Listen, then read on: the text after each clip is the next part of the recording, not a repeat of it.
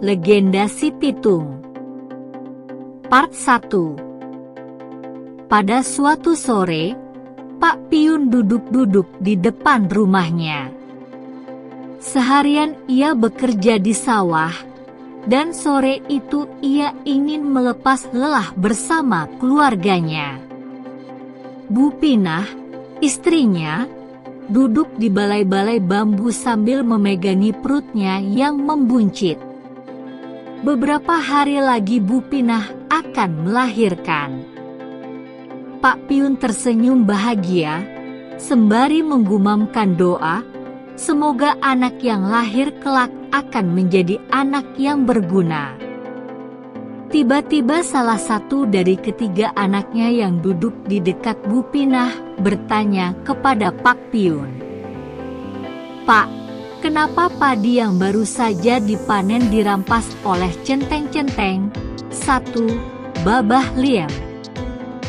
Pak Piun terdiam sejenak, lalu menjawab dengan pelan, "Biarlah, Nak. Lagi pula kita masih punya padi." Sebenarnya, hati Pak Piun sedih bukan kepalang. Ia pun risau karena padi yang baru saja dipanen tiba-tiba saja dirampas oleh centeng-centeng babah. Namun, di daerah itu, rakyat jelata seperti dia tidak bisa melawan perampasan itu. Kampung Rawabelong, kampungnya, adalah bagian dari Partikelir 2, Kebayoran.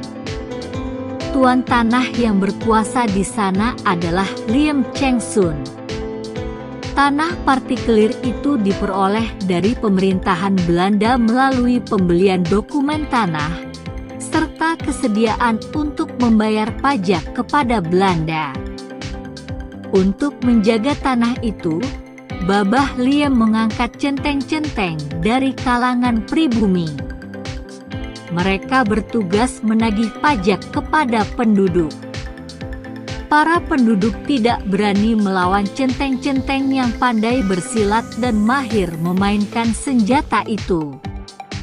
Maka, mereka hanya terdiam ketika centeng-centeng mengambil ayam, kambing, padi, dan apa saja yang bisa dibawa. Beberapa hari kemudian, Bu Pinah melahirkan. Pak Piun menamai anak yang baru lahir itu Pitung, dan memanggilnya dengan nama Si Pitung. Sebagaimana anak-anak Betawi umumnya, Pitung dibesarkan dalam keluarganya sendiri. Ia diajari tata krama, belajar mengaji, membantu ayahnya menanam padi, memetik kelapa, dan mencari rumput untuk pakan kambing. Ada kalanya Pitung membantu tetangga-tetangganya tanpa diminta. Pitung pun rajin menunaikan perintah Allah, sholat dan puasa, serta selalu bertutur kata dengan santun dan patuh kepada kedua orang tuanya. Pitung belajar pengetahuan agama dan silat serta ilmu bela diri lainnya dari Haji Naipin, seorang ulama yang dihormati di kampung Rawabelong. Karena Pitung patuh dan rajin berlatih, ia menjadi murid kesayangan Haji Naipin. Kepadanya seluruh ilmu Haji Naipin dicurahkan, dengan harapan kelak ia menjadi murid yang berguna bagi masyarakat. Haji Naipin bahkan memberikan ilmu Pancasona, sebuah ilmu kebal senjata, kepada Pitung. Kata Haji Naipin, ilmu ini buat membela yang lemah dari kezaliman, bukan untuk menzalimi orang. Meski menjadi murid kesayangan Haji Naipin, tetapi Pitung selalu rendah hati. Kepada orang lain ia selalu bersikap santun dan terpuji.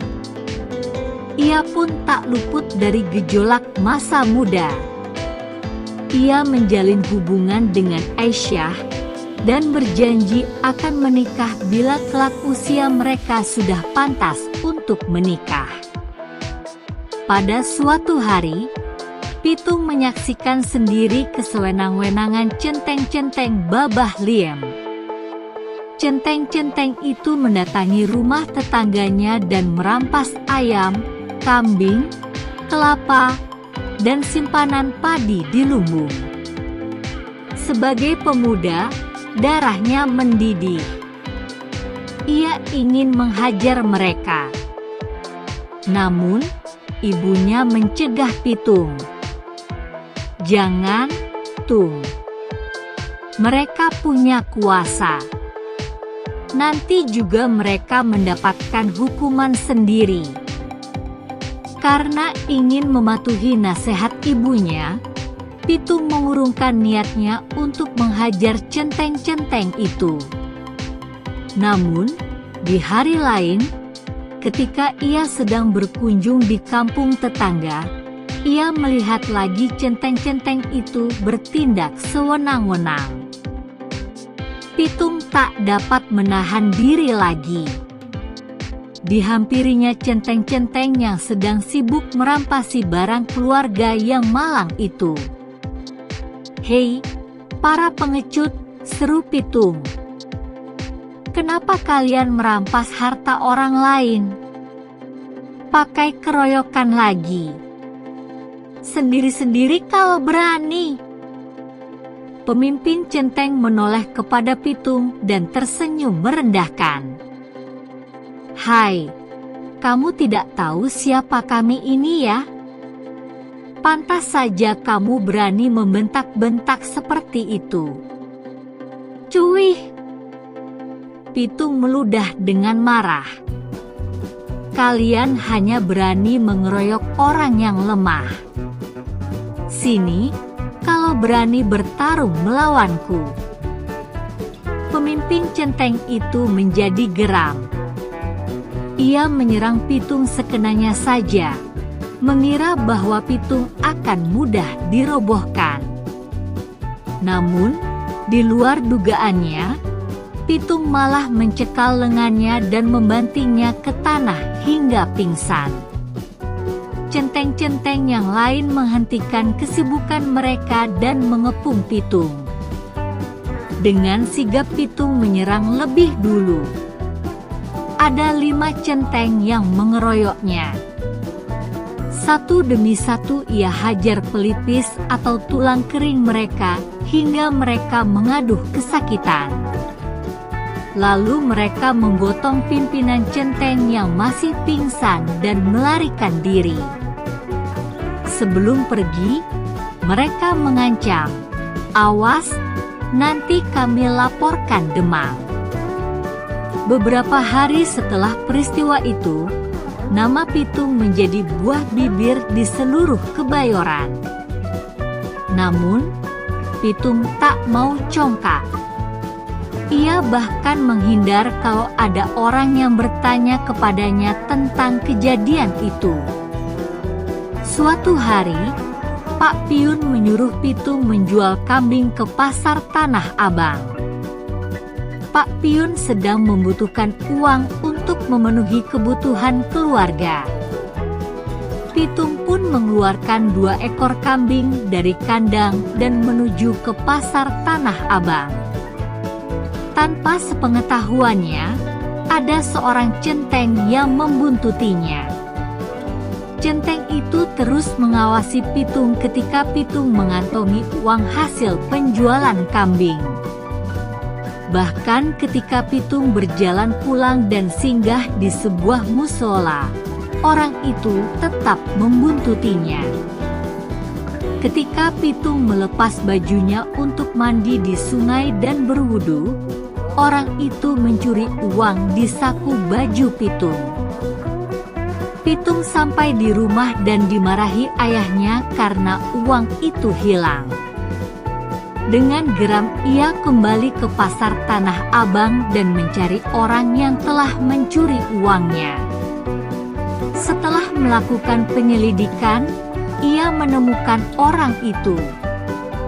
Orang itu sedang berkumpul dengan centeng-centeng lainnya di sebuah kedai kopi. Pitung mendatanginya dan menghardik, "Kembalikan uangku." Para centeng itu tertawa. Salah seorang berkata, "Kamu boleh ambil uang ini, tapi kamu harus menjadi anggota kami." "Cuh, tak sudi aku jadi maling," jawab Pitung dengan kasar.